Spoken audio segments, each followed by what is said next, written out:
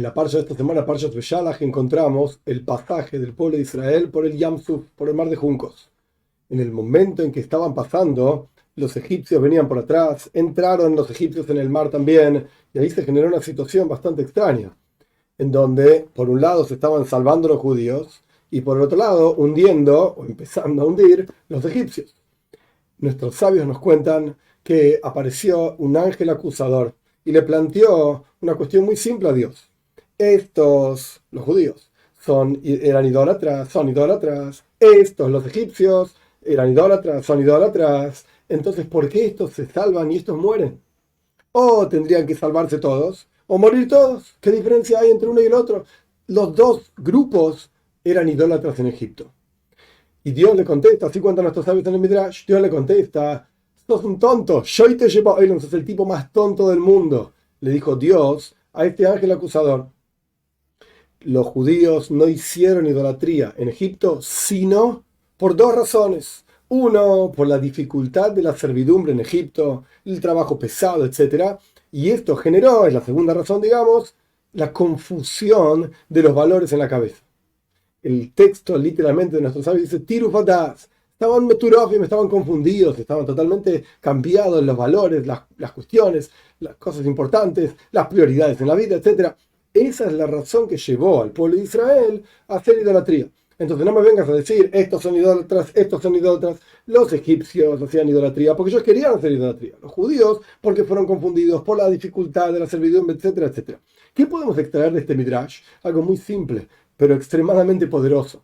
Cuando una persona pasa por situaciones que lo llevan a vivir un trauma, y trauma no significa solamente Dios libre y guarda a una persona violada, puede ser un accidente, puede ser una guerra, o puede ser simplemente una situación en que la persona no supo cómo lidiar, cómo procesar mentalmente, o sea, intelectualmente o emocionalmente una determinada situación.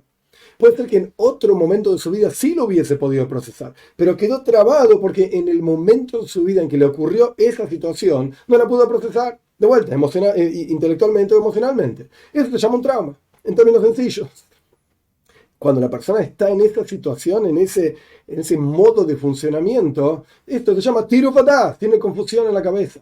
Y llega a hacer las cosas más extrañas, en el caso del ejemplo del Midrash, por supuesto, el pueblo de Israel haciendo idolatría en Egipto. Entonces, Dios le contestó a este ángel, sos el tipo más tonto del mundo. Cuando una persona está en una situación traumática, literalmente pierde el libre albedrío, pierde la capacidad de distinguir qué es bueno y qué es malo, qué es dulce y qué es amargo. Como dice Ishaya, hay personas que prueban lo dulce y dicen que es amargo, hay personas que prueban lo amargo y dicen que es dulce. Está confundido. De hecho, también en Parshat Beshalach, interesante, una explicación es más profunda y es como más precisa y encerrada, encapsulada en un versículo nada más. La Torá cuenta que el pueblo de Israel llega a un lugar que se llamaba Mará. Después de pasar por el mar de juncos, etc., llega a un lugar que se llamaba Mará. La traducción de la palabra Mará es amarga. Mar es amargo, Mará es amarga. Y la Torá cuenta que el pueblo de Israel no podía tomar agua, no podían beber agua. ¿Por qué? Porque las aguas eran amargas. Continúa el relato de la Torá, que la gente se le quejó a Moishe, no tenemos agua. Dios le mostró a Moishe una madera, un árbol, lo que sea. Moishe lo tiró en el agua y se endulzó el agua, y ahí Dios nos dio diferentes preceptos, etc. Ok, perfecto.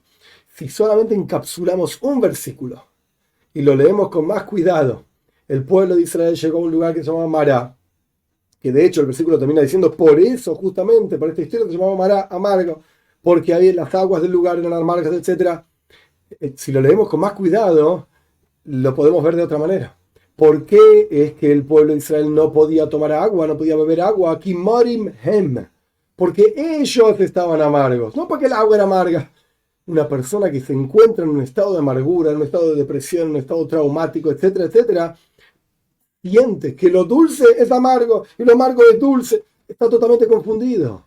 Entonces, de vuelta, encapsulando el versículo que no cierra con el resto de los versículos, que es la madera y que yo, evidentemente el agua estaba amarga. Pero la cuestión es que, de vuelta, solamente tomamos este versículo y vemos las palabras en particular. Lo yochlu lishtes maim, no podían beber el agua, kimarim hem, porque ellos se encontraban en un estado de amargura.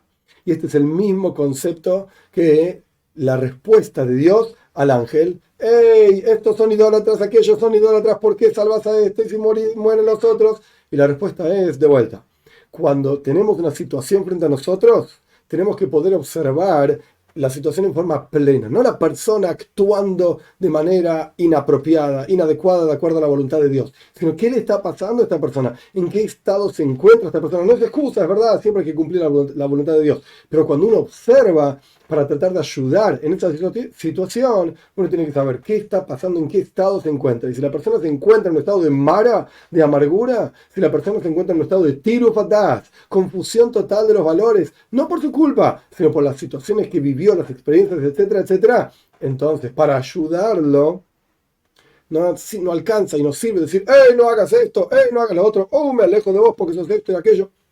No, no, no. La ayuda pasa por entender la situación en forma plena, como un completo, y tratar de resolver aquella cuestión traumática, aquella cuestión que le genera amargura a la persona, y automáticamente va a dejar de probar lo amargo y va a decir que es dulce, va a dejar de probar lo dulce y va a decir que es amargo, va a tener, por así decir, los gustos, entre comillas, en forma ordenada.